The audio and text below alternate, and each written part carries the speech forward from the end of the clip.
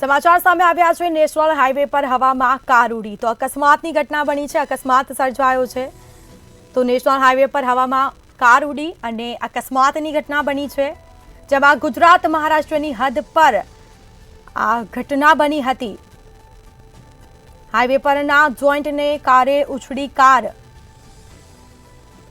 તો હાઈવે પુર પર ઝડપે આ પસાર થતી હતી કાર અને અચાનક છે તે હવામાં ફંગોળાઈ કાર। સદનસીબે કારમાં સવારનો આબાદ બચાવ થયો છે, જેના સીધા દ્રશ્યો અમે આપને બતાવી રહ્યા છીએ।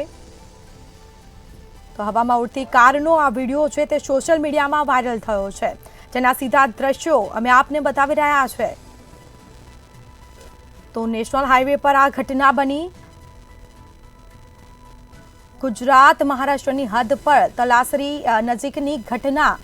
હાઈવે પરના જોઈન્ટના કારણે કાર છે તે સીધી ઉછળી પૂર ઝડપે આ કાર આવતી હતી અને અચાનક હવામાં ઉડી। સદનસીબે કારમાં સવારનો આબાદ બચાવ થયો છે।